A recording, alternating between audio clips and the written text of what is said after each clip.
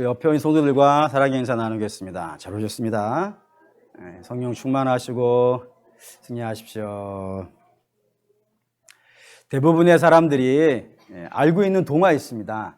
신데렐라하고 콩쥐 팥쥐 이야기일 겁니다. 모르는 사람들은 아마 대개 없을 겁니다.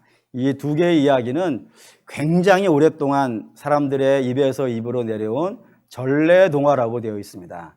이게 얼마나 오래된 이야기냐면 신데렐라 한번 조사해 봤더니 그 초기 버전이 제일 먼저 알려진 버전이 기원전 1세기의 이집트에서 이와 비슷한 이야기가 있다라고 되어져 있어요. 우리나라도 마찬가지죠. 콩쥐팥쥐 굉장히 오래전에부터 사람들에게 입에서 입으로 내려온 이야기입니다. 그런데 이 두 이야기가 동양과 서양이라고 하는 다른 장소에 다른 시간대에 알려진 이야기임에도 불구하고 굉장히 비슷해요. 예를 든다면 착한 소녀가 등장하고 못된 계모가 나오고요. 또 신발 나오고 신발 잃어버리고 그 신발 잃어버린 것 때문에 부자 되어지고 뭐 이런 굉장히 비슷한 플랫을 가지고 있는 그런 이야기입니다. 그런데 뭐 그런 이야기를 다 차치하고서라도 이 이야기엔 굉장히 중요한 교훈이 하나가 있습니다. 그 교훈이 뭐냐면 착한 사람은요 복을 받는 거예요. 반면에 악한 사람은요 벌을 받는 겁니다. 다시 말하면 복은 누가 받는 거예요? 착한 일을 한 사람이 받는 거예요. 벌은 누가 받는 거예요? 악한 일을 한 사람이 벌을 받는 그런 구조를 가지고 있는 것이 이 이야기입니다. 뭐 이 이야기뿐이 아니라 대부분의 뭐 교훈을 담고 있는 그런 이야기들은 전부 이렇게 권선징악이라고 하는 그런 개념을 갖고 있는데 이런 권선징악이 다 뭐에서 출발하는 이야기냐면 인과응보라고 하는 사상에서 출발한 이야기라 이겁니다. 사람이 원인을 만드는 거예요. 사람이 복받을 만한 원인을 만들고 그 복에 대해서 받기도 하고 악한 일을 하면 그것에 대해서 벌을 받는 그런 구조를 가지고 있는 이야기입니다. 다시 말하면 모든 세계에 사람이 살고 있는 곳이라면 시대를 초월해서 장소를 초월해서 기본적으로 가지고 있는 가치관이 인과응보 사상에서 출발한다 이겁니다. 그렇기 때문에 모든 이야기들이 다 이 인과응보라고 하는 배경을 가지고 다 출발을 해요. 윤리 그렇죠. 윤리. 도덕도 마찬가지입니다. 종교는 어떨 것 같으세요? 종교도 마찬가지입니다. 종교도 중요한 건 내가 선을 행한다든가 덕을 쌓는다든가 또는 참선을 한다든가 수양을 한다든가 뭐 이런 내가 뭔가를 하는 거예요. 다 내가 뭔가를 하고 나서 그 결과로 득도도 하게 되어주고 해탈도 하게 되어주고 또는 뭐 영생도 얻게 되어주고 극락왕생도 하게 되고 열반에도 가게 되고 다 이런 구조를 가지고 있더라 이겁니다. 반대로 내가 악을 행하면요 지옥에 가고 천벌을 받고 다 같은 인과응보 사상에서 출발하는 이야기라 이겁니다. 이 세상의 모든 구조가 다 그래요. 그런데 기독교에도 성경에도 그런 인과응보 사상이 들어있을까요? 안 들어있을까요? 있죠, 당연히. 뭐 예를 든다면 소돔과 고모라는 왜 망하는 거예요? 저들이 악을 행했어요. 괜히 망하는 게 아니고 저들이 악을 행했단 말이에요. 뿐만 아니라 가나안에는 아모리 족속이라는 사람들이 원래 살고 있었어요. 근데 그 아모리 족속도 왜 이스라엘에게 의해서 쫓겨나는 거예요? 저들이 아무 이유 없이 나가는 게 아니에요. 저들이 악을 행했다 이거예요. 그것도 하루 이틀 악을 행한 것이 아니라 하나님이 오래 참으셨음에도 불구하고 그 악을 멈추지 아니하고 더 그 악이 깊어졌기 때문에 하나님께서 이스라엘 통하여서 쫓아내신 거라 이겁니다. 그럼 이스라엘이 망한 건 왜 그러겠어요? 괜히 망하는 게 아니에요. 자기들이 아랍 사람, 자기들이 아모리 사람들을 쫓아냈다고요. 나쁜 짓을 했다고 해서 하나님이 쫓아내는 걸 자기들이 했단 말이에요. 그러니까 자기들이 누구보다 잘 알겠죠. 잘 알고 있는 그 죄를 자기들이 행했단 말이에요. 아모리 족속의 죄악을 그 이스라엘이 행하니까 아니 아모리 족속도 죄를 져서 나갔으면 이스라엘도 죄를 졌으면 어떻게 해야 되는 거예요? 나가야지. 그런 개념에서 나간다 이겁니다. 다 악에서부터 멸망이 시작이 되는 거예요. 그럼 반대로 착한 일을 하면 복 받는 이야기? 당연히 있어요. 뭐 예를 든다면 이삭이 대표적입니다. 이삭이 가나안에 살고 있었어요. 특별히 가나안 그랄 땅이라고 하는 곳에 살고 있었는데 그 그랄 땅에 흉년이 아주 심각하게 들은 거예요. 그래서 이 흉년이 너무 심하니 이 가나안에 살 수가 있겠는가? 우리 딴 데로 가자라고 떠나려고 했었을 때에 하나님이 그에게 나타나신 거예요. 나타나셔서 뭐라고 하셨을까요? 나가지 마. 내가 너희에게 준 이 땅에서 나가지 마. 라고 명을 받았어요. 그 명을 받고 나서 이삭이 남는데 남아가지고 문제가 생겼어요. 그 문제가 뭐냐면 그 그랄의 목자들이 이삭의 부인인 리브가를 빼앗아간 거예요. 이렇게 생각할 수 있겠죠. 그때 나갔으면 안 뺏겼을 텐데 그때 하나님은 못 나가게 하셔가지고 근데 괜히 나가가지고 말이야. 안 나가지고 이게 부인 뺏겼다고 이렇게 충분히 이야기할 수 있음에도 불구하고 이삭 어쨌든 거기에 견뎌요. 그 땅에서 견뎌내요. 하나님 물론 도와주셔서 부인 찾아주고 하시긴 하시지만 그 땅에서 견뎌내요. 그 견뎌낸 결과 창세기 26장입니다. 읽을게요. 이삭이 힘으로 그 사람이 창대하고 왕성하여 마침내 거부가 되고, 이 마침내라는 단어 저 참 좋아하는 단어예요. 그 마침내라는 단어는 그 앞에 뭐가 있겠어요? 어려운 이야기들이 많아요. 뭐 이 뒤집어주고 엎어주고 막 이런 여러 가지 이야기들이 있어요. 복 못 받을 만한 여러 가지 이야기들이 있어요. 근데 그 여러 가지 이야기들이 있음에도 불구하고 견뎌냈다 이거예요.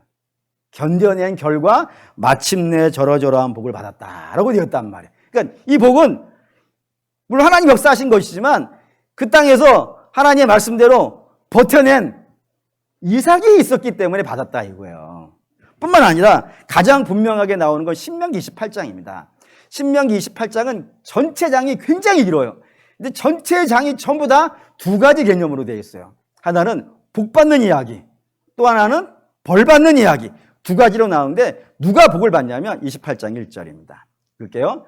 내가 내 하나님 삼가 듣고 내가 오늘 내게 명령하는 그의 모든 명령을 지켜 행하면 내 하나님 여호와께서 너를 세계 모든 민족 위에 뛰어나게 하실 것이라 라고 했어요. 그러니까 여러 민족 중에서 네가 뛰어난 민족이 될 것이고 전쟁이 나면은 적이 한 길로 왔다가 10길로 도망가게 될 것이고 너희는 농사를 지으면 어마어마하게 거두고 이 뒤에 다 붙어 있어요. 그런 어마어마한 복이 있는데 그 어마어마한 복을 누가 받는다고요? 하나님 말씀을 삼가 듣고 그 명령에 복종하는 사람, 그 사람이 이런 복을 받는다 이거예요. 반대로 28장 15절 읽겠습니다. 내가 만일 내 하나님 여호와의 말씀을 순종하지 아니하면 내가 오늘 내게 명령하는 그의 모든 명령과 규례를 지켜 행하지 아니하면 이 모든 저주가 내게 임하며 내게 이를 것이니 하면서 뒤에 수많은 저주들이 붙어요. 어마어마하게 뒤에 붙어요. 그 모든 저주와 화와 어려움과 고통을 누가 받는다고요? 말씀 안 지키는 자 받는다고요. 그러니까 말씀 지키는 자, 말씀을 지키는 자가 복을 받을 것이고 말씀을 안 지키는 자가 벌을 받는다 그랬으니 전형적인 인과응보 사상이 여기에 들어있어요. 이처럼 인과응보 사상은 사람이 살고 있는 곳이라면 그것이 어느 곳이든지 다 이런 인과응보 사상이 들어있어요. 그래서 모두가 다 알아요. 보편적으로 옛날부터 지금까지 계속 들어오고 훈련하고 심지어는 뭐 가정에서도 하잖아요. 가정에서도 부모님이 너 성공하려면 어떻게 해야 돼? 착해야 돼? 공부 열심히 해야 돼, 노력해야 돼, 땀 흘려야 돼, 그런 이야기들을 수없이 해왔고 그 이야기를 어마어마하게 들어왔기 때문에 이 땅에 있는 모든 사람은 이게 익숙해요. 내가 뭐를 하면 뭐를 받고 뭐를 안 하면 뭐를 안 받고 이런 사상이 너무 익숙해요. 익숙해가지고 따로 설명하지 않아도 돼요. 구구절절 설명해 주지 않아도 돼요. 혹시 뭐 신데렐라 이야기 가지고 제가 설교를 할 수 있겠어요? 뭐 콩쥐팥쥐나 뭐 홍길동이나 이런 뭘 설명하겠어요? 그냥 여러분들이 읽어도요. 뭔 얘기인지 다 알아요. 그러니까 저도 어린이들이 그걸 받고 우와 한단 말이에요. 설명도 쉽고 이해도 빨라요. 그런데 이 인과응보 사상을 넘어가는 이야기, 인과응보로 설명이 안 되는 이야기, 그런 이야기를 하면 알아들을까요? 예를 들어볼까요? 분명히 악을 행한 사람은 뭐를 받아야 돼요? 벌을 받아야 돼요. 근데 악을 행한 사람이 복을 받아요. 이해가 되시나요? 납득이 되시나요? 설명이 쉬운가요? 이해가 잘 되나요? 이게 이해 안 된다 이거예요. 이해 안 되기 때문에 사람들이 이 말을 갖고 공격을 해요. 어떻게 악을 행한 사람이 복을 받아?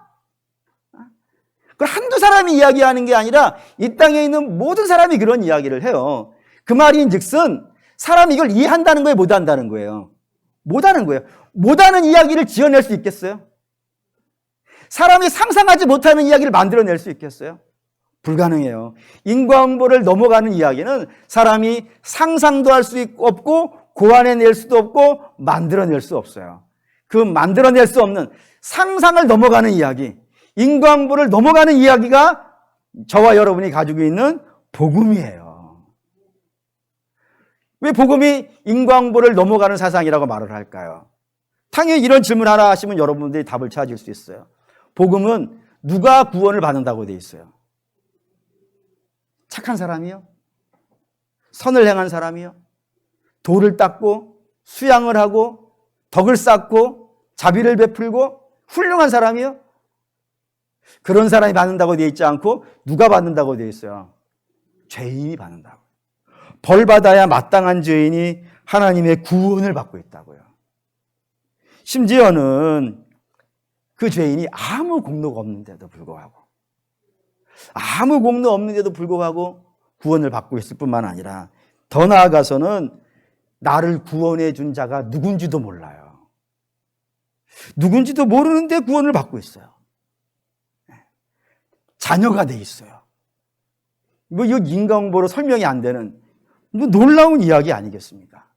그러니 사람이 기본적으로 가지고 있는 가치관하고 맞질 않아요. 그 상상이 안 되고 이해가 쉽지가 않고 설명도 어려워요. 그런 이야기가 복음인데 그 복음 이야기를 오늘 사도 바울이 설명을 하고 있는 거예요. 그것도 누구에게? 로마 교인. 로마 교인이면은 기독교적인 배경이 있는 사람? 아니라 이거예요. 이방인이니까. 성경적인 배경이 전혀 없는 사람들에게 복음이 무엇이다, 하나님의 사랑이 무엇이다 라는 거를 그냥 인과응보로만 착한 일을 하면 복을 받고 나쁜 일을 하면 벌을 받는다는 이 기본적인 생각 외에 아무것도 없는 그런 사람들에게 그거를 넘어가는 이야기를요 설명을 하고 있는 절이 1장 17절이에요. 그러니 제가 볼 때는 로마서 1장 1절에서부터 16장까지 이어지는 굉장히 긴 이야기가 있는데 이 모든 절 중에서 가장 중요한 절이 저는 1장 17절이라고 생각하는 사람입니다. 제일 중요해요. 한번 보시죠. 1장 17절 읽겠습니다. 복음에는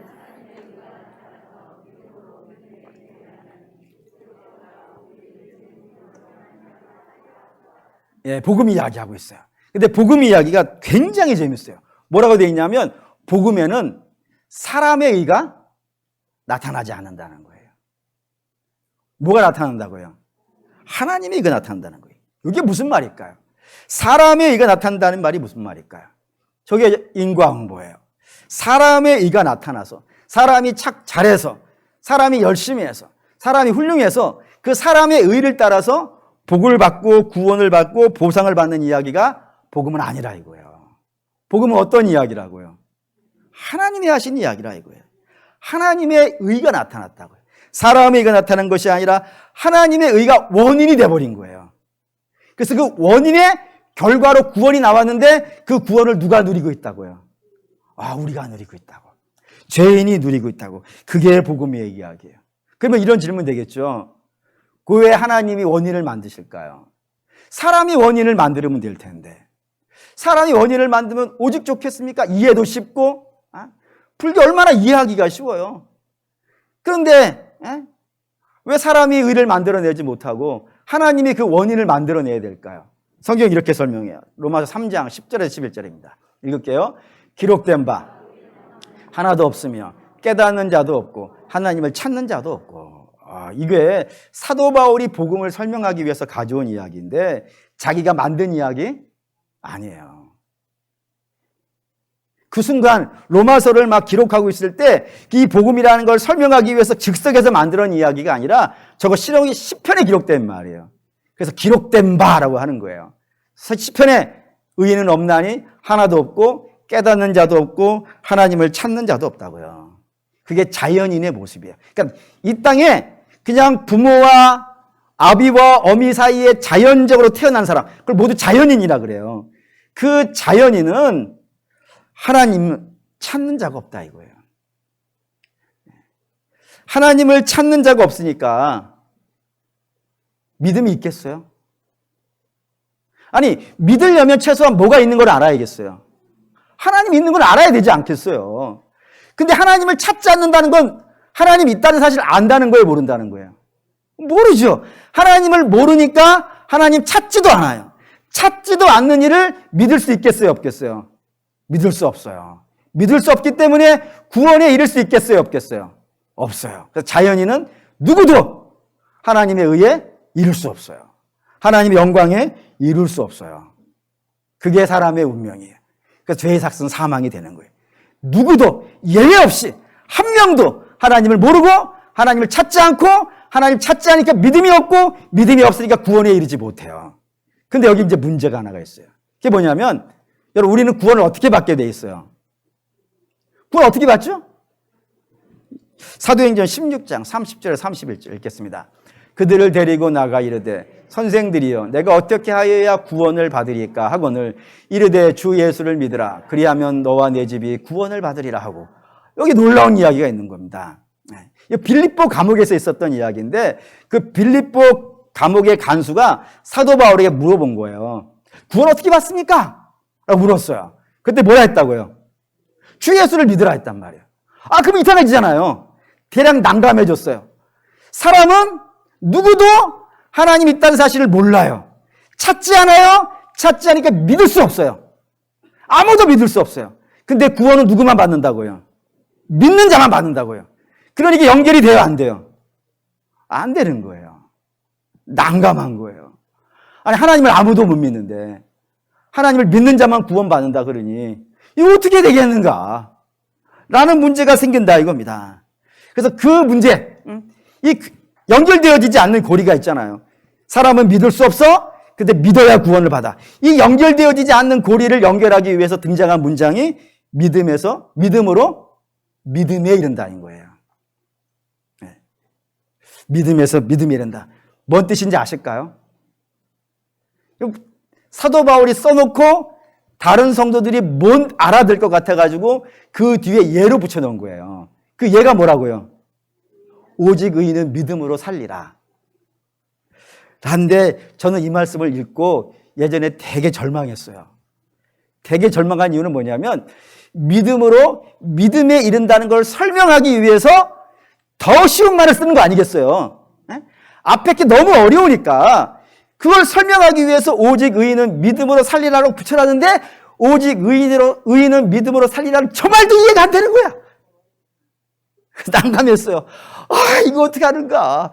사도 바울은 이거를 설명해 준다고 붙여놓은 것인데, 그리고 로마 교인은 이제 예수의 이름만 아는 사람이에요. 신앙에 깊이가 없는 사람들, 그냥 예수의 이름만 알고 그거를 복음을 듣고 있는 사람들이 알았으니까 이거 쓴 거 아니겠어요. 근데 왜 나는 저 말을 써놓고도 읽어놓고도 모를까? 그래서 어마어마하게 실망하고 좌절했던 말씀이 저거예요. 근데 이제 이 말을 이렇게 하는 것은 지금은요, 알았다는 얘기겠죠. 여러분들은 아직 모른다는 걸 합시다. 여러분 모른다는 걸 하고 저 말을 좀 설명해 드릴게요. 어디에 나오는 말씀이냐면 하박국에 등장하는 겁니다. 그러니까 하박국 이야기를 해야 이 이야기를 설명할 수 있어요. 하박국 1장 2절 4절입니다. 읽을게요. 여호와여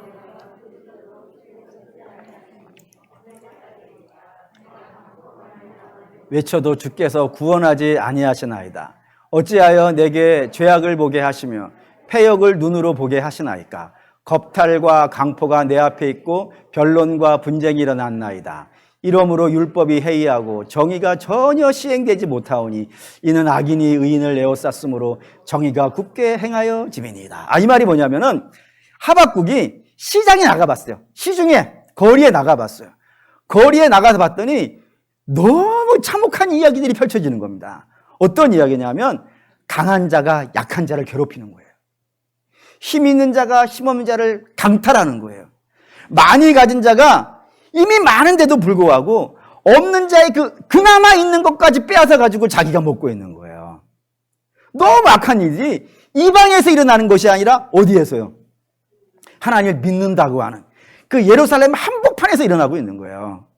그래서 이게 말이 안 되니까 법원에 가서 고소를 했네? 경찰서에 가서 고소를 했어요.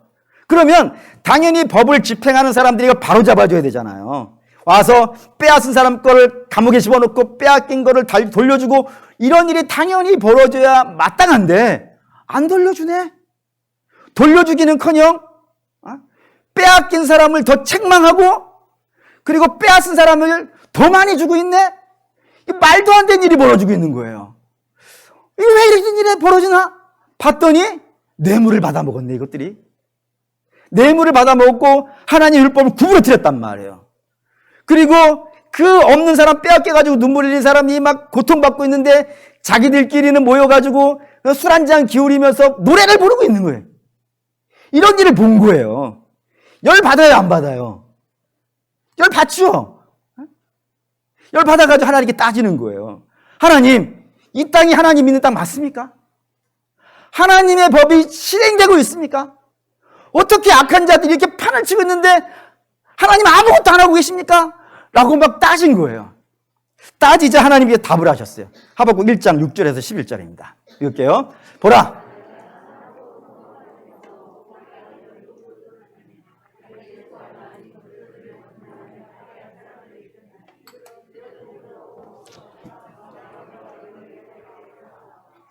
그들의 군마는 표범보다 빠르고 저녁 이리보다 사나우며 그들의 마병은 먼 곳에서부터 빨리 달려오는 마병이라 마치 먹이를 움키려 오는 독수리의 나름과 같으리라.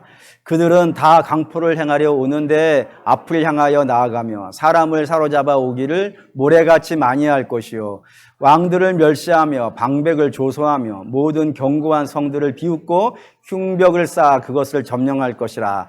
그들은 자기들의 힘을 자기들의 신으로 삼는 자들이라. 이에 바람같이 급히 몰아 지나치게 행하여 범죄하리라 했어요. 여기 이제 자기들의 힘을 자기들의 신으로 삼은 자. 무슨 뜻이겠어요? 저와 여러분들은 우리의 힘을 뭘로 받은 사람들이에요? 우리의 힘을 뭘로 삼은 사람들이에요? 하나님이죠. 맞습니까? 우리의 힘은 하나님이에요. 나의 힘이 되신 여호와여 하잖아요. 우리의 힘은 하나님이에요. 근데 자기의 힘을 자기의 신으로 삼은 자는 누구겠어요? 하나님 없는 자, 이방이에요. 바벨론 사람들이에요. 갈대아 사람이라고도 불러요. 그런 사람들 하나님 예비하셨다 이겁니다. 저들은 사납고 강포하며 무섭고 두렵다 이거예요. 그런 사나운 백성을 내가 데려올 거라 이겁니다. 데려와서 뭐 하려고요? 이 땅을 치겠다 이겁니다. 이 악을 행하고 있고 하나님의 율법을 구부러뜨리고 있는 이 악한 자들을 내가 다 치시겠다는 거예요. 그러자 이 하박국이 좀 황당했는 모양이에요. 아니 하나님 하면서 반론을 제기하기 시작했어요. 그 반론이 하박국 1장 14절에서 17절입니다. 읽죠. 주께서 바다에 고기 같게 하시며 다스리는 자 없는 벌레 같게 하시나이까. 그가 낚시로 모두 낚으며 그물로 잡으며 투망으로 모으고 그리고 기뻐하고 즐거워하며 그물에 제시하며 투망 앞에 분향하오니 이는 그를 힘입어 소득이 풍부하고 먹을 것이 풍성하게 됨이니이다. 그가 그물을 떨고는 계속해 여러 나라를 무자비하게 멸망시키는 것이 옳으나이까. 이게 뭔 말이냐면 그물을 던지는 거예요. 바다에서 생선을 잡기 위해서 바다에 그물을 던지는데 그물을 던져가지고 쫙 끌어당겼단 말이에요. 그러면 그 그물 안에 고기가 들어오겠죠. 들어온다고 칩시다. 들어오는데 어떤 고기만 들어와요?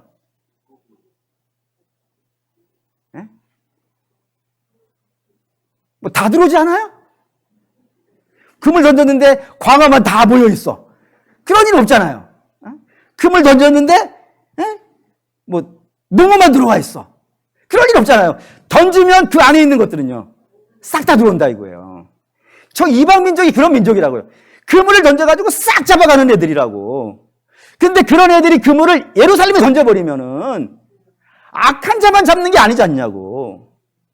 그 땅에도 하나님 믿는 사람들이 있고 의를 행하는 사람이 있는데 그 사람들도 싹을 잡혀가는 건 아니겠냐고. 이게 말이 되는 일이냐고 라고 하는 게 따진 거예요. 그러자 그 질문에 대해서 하나님이 답을 하신 게 2장 4절이에요. 이게 나와요. 읽겠습니다. 보라 그의 마음은 교만하며 그 속에 정직하지 못하나 의인은 그의 믿음으로 말미암아 살리라고요. 의인은 뭘로 산다고요? 믿음이. 여기 믿음이 뭘까요? 여기 믿음이 뭘까? 여기 믿음이 뭐냐면 말이죠. 지금 바벨론이 와서 다 망하게 하는 거예요. 다 망하게 하는데 하나님께서 그 망하는 중에 당신의 택하는 백성은요, 지키신다 이거예요. 내가 지켜. 난 이 민족을 망하게 할 계획이 없어. 난 내가 택한 백성을 반드시 지켜. 어떤 일이 있어도 내가 지켜. 지키기 때문에 그들을 내가 살려야 되기 때문에 저들을 통해서 메시아가 와야 된단 말이에요. 메시아는 다른 민족이 오는 게 아니라 분명히 유대인을 통해서 오실 거예요. 그래서 메시아가 올 때까지 이제 살아있어야 된단 말입니다. 그래서 저들을 살리기 위해서 내가 지키기 위해서 보호할 거야. 보호해서 그 사망의 음침한 꼴짝에서 건져낼 것이고, 건져낸 백성들을 통하여서 다시 믿음을 일으킬 것이고, 그들을 통하여서 예루살렘을 재건할 것이고, 그들을 통해서 메시아를 오게 할 거야. 이게 하나님의 계획이라고요. 이 계획을 이루시기 위해서는 어떻게 해야 돼요? 지켜야 돼요. 지킬 거야. 반드시 지킬 거야. 그것에 대한 믿음이에요. 그 믿음 때문에 이 하박국이 이렇게 고백하기 시작했어요. 3장 3절에서 2절 3절 읽겠습니다. 여호와여, 대한 소문을 듣고 놀란다이다. 여호와여, 주는 주의 일을 수년 내에 부응케 하옵소서. 이 수년 내에 나타내시옵소서. 진노 중에도 궁유를 잊지 마시옵소서. 이렇게 한 거예요. 하나님 그렇게 하신다니. 하나님께서 이 망하가는 모두가 망해가는 이 세상 속에 하나님 당신의 백성을 지키신다 하시니 하나님 그 이야기를 진행해 주십시오. 하나님 그렇게 해 주십시오. 그런데 이 땅에 너무 큰 환란이 임하여서 다 죽어본 일이 없도록 하나님 약속대로 자비를 베풀어 주십시오 라고 한 거란 말이에요. 그리고 나서 위대한 고백을 시작했어요. 그게 3장 17절에서 19절입니다. 읽죠. 무릇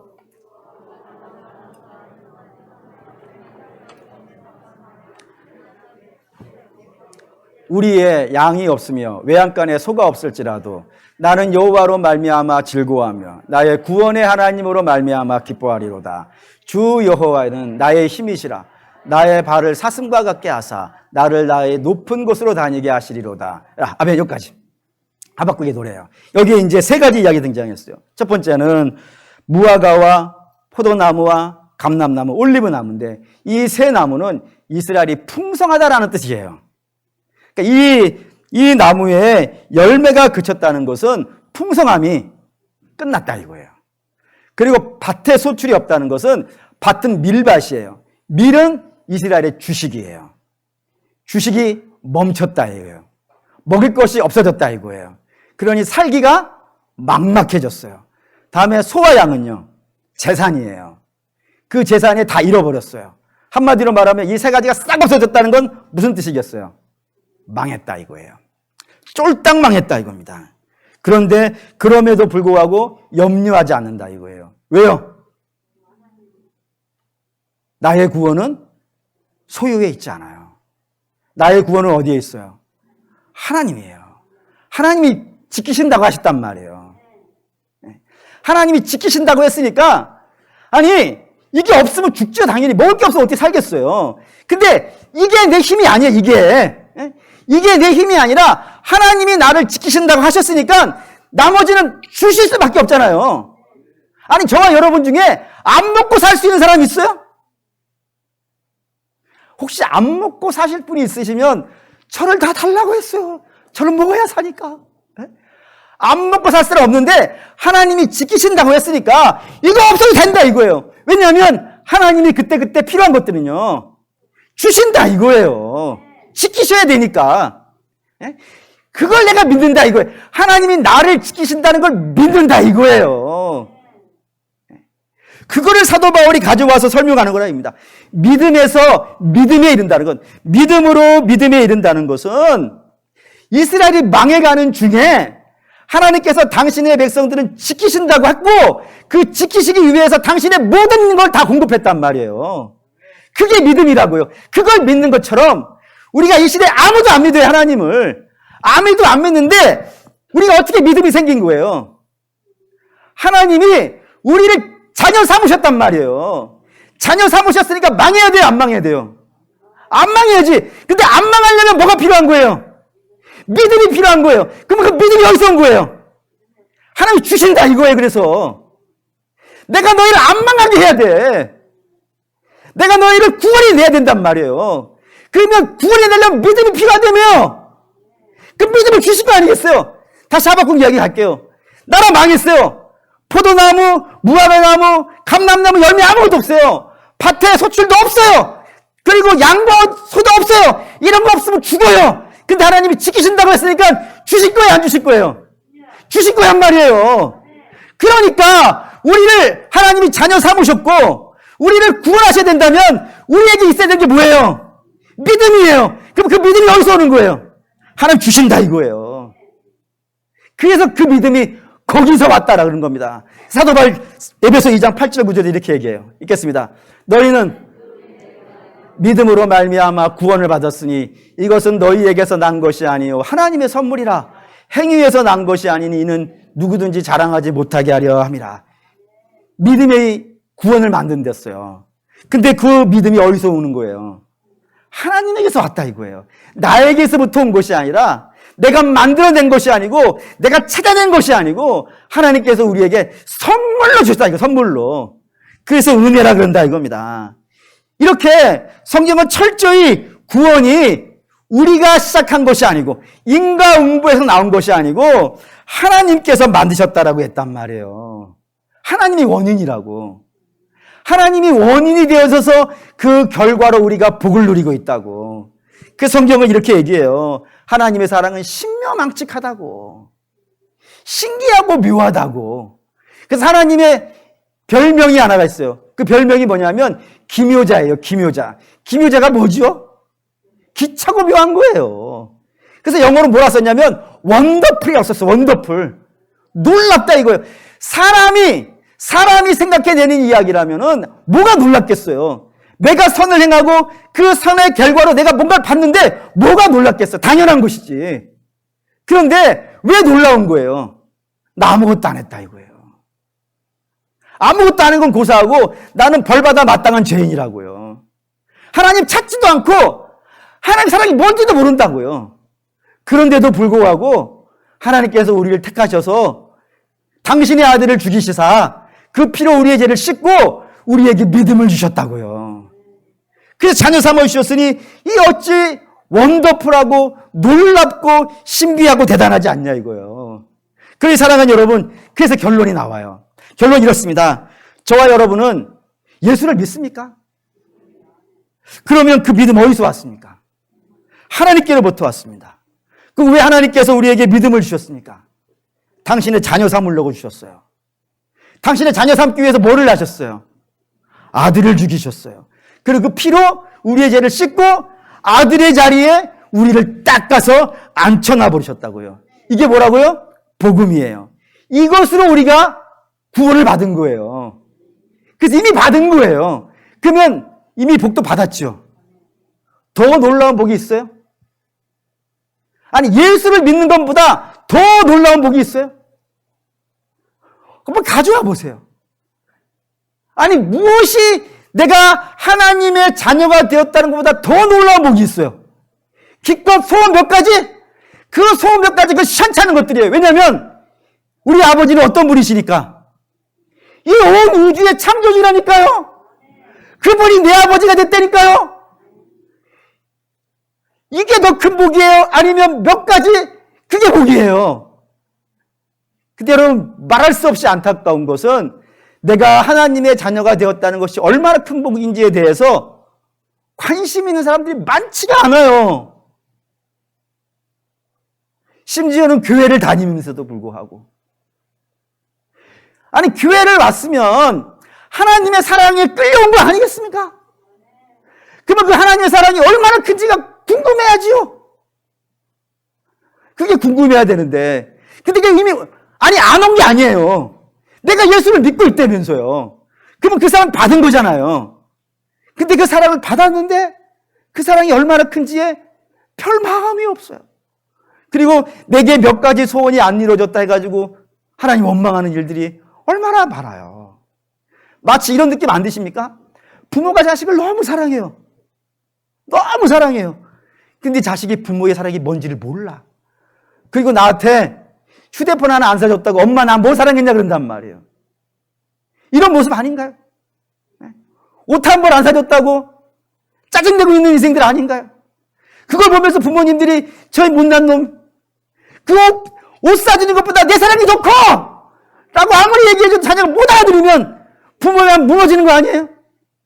근데 우리 하나님도 그러고 있지 않습니까? 하나님이 아들을 주시면서 우리에게 사랑하셨는데 그 사랑이 얼마나 큰지에 관심이 없어요. 그게 복창 터질 일이에요. 근데 여러분, 하나님이 우리가 하나님의 사랑을 받았다, 우리가 구원을 받았다 그러면 세 가지가 기본 보장이 되어 있는 사람이에요. 세 가지가, 그냥 세 가지가 보장되어 있어요. 여러분이 아니에요 라고 상관없어요. 그냥 여러분들이 예수를 믿으면 세 가지가 당장 보장되어 있는 게 있어요. 그 첫 번째가 뭐냐면 하나님 우리를 포기하지 않으세요. 포기하지 않으세요. 왜요? 만약에 우리가 하나님을 택했다면은 우리가 하나님 버릴 수도 있고요. 하나님이 네가 왜 나를 택해? 하고 하나님이 거절하실 수도 있어요. 근데 그런 걸 선택된 것이 아니라 하나님은 당신의 사랑으로 우리를 택하셨어요. 그것도 죄인임에도 불구하고 택하셨어요. 그것도 아들을 내어주시고요. 어마어마한 걸 내놨단 말이에요. 그리고 택했는데 하나님 우리를 버리실 수 있겠어요? 버리지 못해요. 뿐만 아니라 두 번째 보장되어 있는 게 있어요. 두 번째 보장되어 있는 것은 우리를 망하게 두시지 않아요. 여러분, 사랑하는 우리 믿음의 성도 여러분, 예수를 믿는다는 것은 이미 하나님의 사랑이 내게 임한 거란 말이에요. 하나님이 내 삶에 개입하신 거예요. 개입하셨으니까 여러분들이 어느 곳에 있든지 하나님 거기 계시겠어요? 안 계시겠어요? 네, 당연히 계시는 거예요. 아무리 사망의 음침한 골짜기에 여러분이 있어가지고 여기는 나밖에 없어 라고 생각하는 그곳에서도 하나님이 계시다 이거예요. 못 느껴서 그렇지. 하나님 반드시 우리를 붙잡고 계시단 말이에요. 포기하지 않으시니까. 근데 포기하지 않고 붙잡고만 있는데 망해버리면 어떤 일이 벌어지겠어요? 하나님 무능한 거잖아요. 그렇지 않습니까? 아니 붙잡지 않았다면 모를까? 붙잡아 놓고 붙잡은 백성이 망해버린다면은 그 하나님 무능한 거 아니겠어요? 그러니 붙잡은 이상 우리는 망해요, 안 망해요? 절대로 안 망해요. 무슨 일이 있어도 망하지 않아요. 상황이, 환경이 우리를 무너뜨리지 않아요. 그리고 세 번째 보장된 게 있어요. 그 세 번째 보장된 거는 하나님 붙잡았어요? 망하지만 않게 하면 하나님이 하나님이겠어요? 망하지만 않게 하면 하나님이 하나님이 아니죠. 하나님은 망하지 않게 할 뿐만 아니라 우리를 영화롭게도 만드세요. 보시죠. 빌립보서 1장 6절. 빌립보서 1장 6절. 읽겠습니다. 너희 안에서 착한 일을 시작하신 이가 그리스도의 예수의 날까지 이루실 줄을 우리는 확신하노라. 예, 그리스도, 하나님이 우리 안에서 이미 시작하신 일이 구원의 일이에요. 저와 여러분들이 예수를 믿는다면은, 그럼 우리 하나님께서 우리 안에서 이미 일을 시작하신 거예요. 일을 시작하셨으니까 그 결과를요, 하나님이 만들어내실 거예요.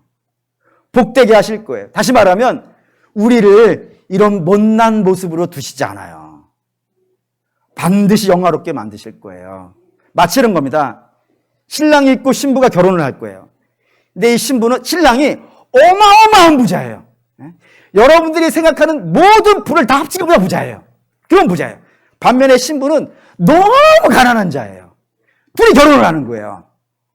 근데 신랑은 너무너무 부자니까 신랑 입장할 때 기가 막힌 턱시도를 입고 들어가는 거예요.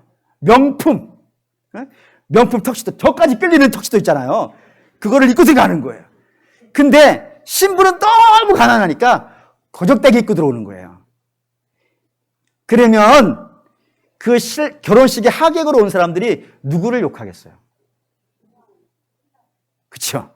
신랑을 욕하지 않겠어요? 아니 지금 저렇게 많으면서 신부를 이렇게 불쌍하게 두냐고. 아니 가서 아니 그거 턱시도 한 자락만 잘라줘도 못하겠네. 그러지 않겠냔 말이에요. 여기서 신랑이 누구겠어요? 네. 저와 여러분들은 어린 양 혼인잔치에 초대받은 신부인 줄 믿습니다. 그분 신랑 대신 우리 주 예수 그리스도예요. 그분은 온 우주의 하나님이세요. 우리는 죄인 중에 상죄인이에요. 못난 자예요. 둘이 결혼을 하는 거예요. 근데 우리 주님은 폼나는 옷 입고 가고 우리는 거적대기 입고 가게 하시겠습니까? 그럴 수 없어요. 우리 주님 우리를 새롭게 하실 거예요. 영화롭게 하실 거예요. 아름답게 하실 거예요. 성경에 이렇게 썼어요. 자, 요한계시록 19장 18절 읽겠습니다. 그에게 빛나고 깨끗한 세마포 옷을 입도록 허락하셨으니 이 세마포 옷을 성도들의 옳은 행실이 이로다. 하나님께서 우리를 거룩하게 만드실 거예요. 복되게 만드실 거예요. 영광스럽게 만들어내실 거예요. 이게 복음이에요. 복음은 하나님께서 우리를 택하시사 아들의 죄로 씻어 우리를 새롭게 하시고 우리를 복되게 하시고 영광스럽게 하실 거예요. 하나님이 그렇게 하실 거예요. 사람의 의로 된다면 사람은 이걸 만들어낼 수 없으니까 결국에는 포기하게 될 것이고 망하게 될 거예요. 근데 하나님은 당신의 사랑으로 이 복음의 역사를 일으켰다 이겁니다. 그렇기 때문에 당신의 의에 따라서 우리를 살게 하실 거예요. 때문에 이제 저와 여러분은 법 아래 있지 않아요. 은혜 아래 있어요. 마치 한 가정 같지 않습니까? 한 가정 같죠? 가정에는 법이 있어요. 법이 있죠? 부모의 원칙이 있어요. 근데 그 원칙이 그 가정을 지배하지 않아요. 뭐가 지배해요? 사랑이 지배해요. 사랑이 그 가정을 지배해요. 그래서 부모는 자식이 못났어도 버리질 못해요. 부모는 자식이 망하는 길로 가도록 내버려 두지 않아요. 부모는 그 자식을 반드시 복되게 만들어야 만족해요. 그래서 때로 때리기도 해요. 때로 공급도 해요. 부모가 할 수 있는 모든 방법을 동원해요. 그거와 마찬가지로 하나님이 당신의 자녀를, 우리를 자녀 삼으셨으니까 하나님은 때릴 때도 있어요. 혼낼 때도 있어요. 하지만 사랑도 그게 모든 게 사랑에서 와요. 공급도 하세요. 그래서 결국에는 우리를 복되게 만들어 내실 거예요. 하나님이 시작하셨기 때문에 그 일을 이루어 가실 거예요. 그게 복음이에요. 여러분, 우리는 이 복음의 세계에 지금 들어와 있는 거예요. 바라고 원하는데 이 감격이 있었으면 좋겠어요. 버려진 아이가 부모가 생겼단 말이에요. 이보다 더 좋은 감격이 어디 있어요. 이걸 누리실 수 있으면 참 좋겠습니다.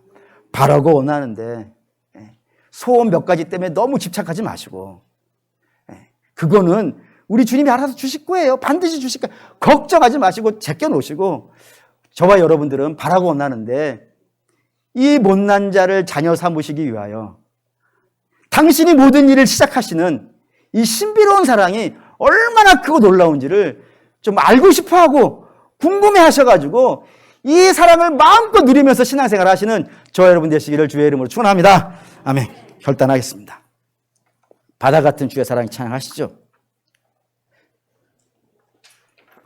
바다 같은 주의 사랑 부르시면서 얼마나 주의 사랑이 신비하고 놀라우면 우리의 믿음의 선배들은 바다 같은 주의 사랑 내 마음속에 넘치게 했다 이 말입니다. 오늘 아침에 신문을 보니까 그런 기사가 있더라고요. 우리나라 국민이 뭐 세계에서 1등 하는 게 몇 가지가 있대요. 그 중에 하나가 뭐가 있냐면은 우울증이 1등이래요. 근데 우울증은 제가 볼 때는 사랑받지 못하면서 나오는 것 같아요.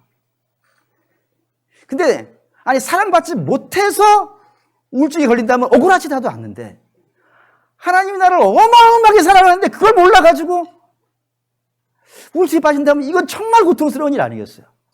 마음에 그 신문 기사를 보면서 이런 마음이 들더라고요. 사람의 사랑을 받아도 얼굴이 달라진다 하죠. 사랑받으면 얼굴이 달라져요.